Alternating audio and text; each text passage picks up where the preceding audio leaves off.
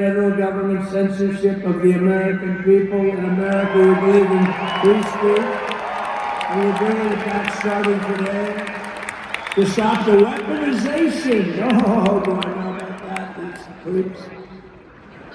Deranged Jack Smith. You ever hear of him? Deranged. He's a deranged prosecutor. Sick. They suck him on. He's now been reduced to getting in an airplane, going back to The Hague or wherever the hell he came from. We got to get rid of that guy. Hey, was he one of the many people that got a pardon for that? Did they pardon Jack Smith? Did you know that Biden, while I was making my speech, pardoned his whole family?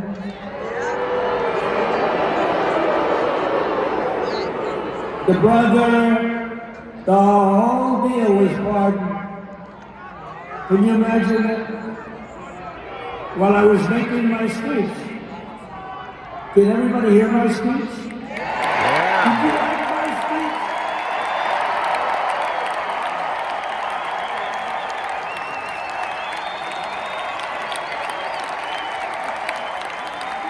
Thank you. I mean, the only thing wrong with it is I had a lot of tough things to say, and I have some great people to work for me. Sir, this is such a great speech. It's so unified.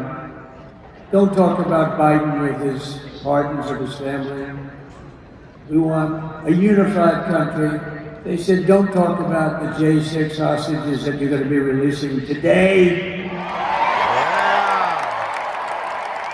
Sir, don't put that in your speech, please. I said, but I want to put it in my speech. I said, sir, it won't be unified like it is. It's so beautiful the way it is. And it is getting great reviews. You know, if I put things like that in, I get terrible reviews. One little paragraph that's a little bit wrong with the fake news goes crazy, right? So, I said, all right, I won't put it in my speech, but you know what? I'm speaking in front of a hell of a lot of people at a place called Capital One Arena, and I'll talk about it. So we're going to be going over the beautiful Oval Office, one of the great offices in history. Even if it wasn't beautiful, it's the Oval Office, but it is beautiful. And we love the Oval Office. It all starts with the wars start and end there. Everything starts and ends at the Oval Office. We love it. But we're going to go to the Oval Office. We're going to decide we're going to release our great hostages that didn't do, for the most part, they didn't do stuff wrong. Just you take a look at what went on, and look what happens in other parts of the country. In Portland, where they killed people, they destroyed the city. Nothing happens to them. That's right. In Seattle, where they took over a big chunk of the city, nothing happened. Minneapolis, where they burned down the city. Nothing happened, essentially nothing happened. All they want to do is go after the J6 hostages. A 76-year-old grandmother was arrested the other day. Because she was looking, I think because she was looking at the Capitol or something like that. Nah, we're not going to put up with that crap anymore.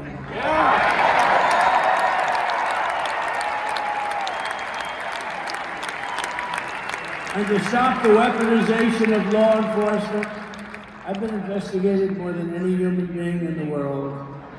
I believe I have the all-time record. Every day a subpoena. Every single day we get subpoenas. I was more than any person. Alphonse Capone, remember I used to talk about him?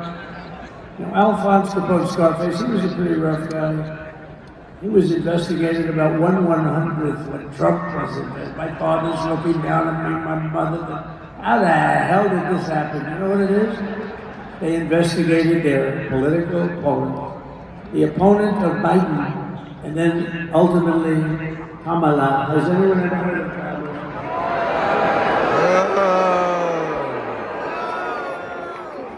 We had to beat two opponents. You know, we had to beat Biden and we beat him. Now he goes and the guy was like 39 points down. I think I could have beaten Trump. They should have left me and I would have beaten. His debate performance wasn't the best, right? That's not good. And then they had a change and It's like you get into a fight. The great Dana White spoke last night. We love Dana White, right? UFC. That's like he puts in two fighters. One of them's getting creamed, getting really beaten, and they say, "All right, take him out. Let's put somebody else in to finish up the fight." That's what they did to us. They gave us somebody new, but we took care of both of them. So we beat actually two opponents. But to stop the weaponization of law enforcement and our government, I will also sign an order directing every federal agency to preserve all records pertaining to political persecutions under the last administration of which there were many, and beginning the process of exposing any and all abuses of power, even though he's pardoned many of these cases. Can you believe it? He's pardoned. You know why he did it while I was speaking? Because that way I couldn't speak about it. I was speaking. I didn't know he did it.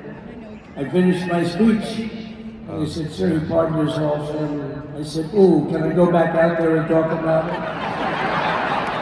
Somehow that wouldn't be very elegant. Our First Lady would say, "Please don't do that." We have plenty of time to talk about it, and we will. We're doing all of this on our very first day in office. You know, don't forget, we've been in this position really where we won the primaries in record time, the fastest win of a primary ever in political history, which is a very nice thing. It's nice to know. Well, the second election was rigged, so we knew we were doing well. And if it wasn't, you know what? If it wasn't, I would have never run. But this third one was just a monster. Boy, was that a big one, huh? That was a... In the second one, we got like 10 or 12 million votes more than the first one. How about that? We did great in the first one. We did much better in the second one. But man, did we do well in the third one. So we're gonna have some fun. It's very simple. We're gonna make our country great. We're gonna make our country great again. We're gonna make America great again. How good a name is MAGA, though, right? I was going to say, keep America great, but unfortunately it wasn't great. Can't say keep it great. It will be great again, but CAG, keep America great, CAG. I don't think it's ever going to replace MAGA. Does anybody like CAG? I don't think so. Never replacing MAGA. Nothing will ever replace MAGA. MAGA was the most successful political operation, political movement in the history of our country, maybe in the history of the world. We'll see what happens. Because we're not finished yet. We're not finished yet. We got a long way to go.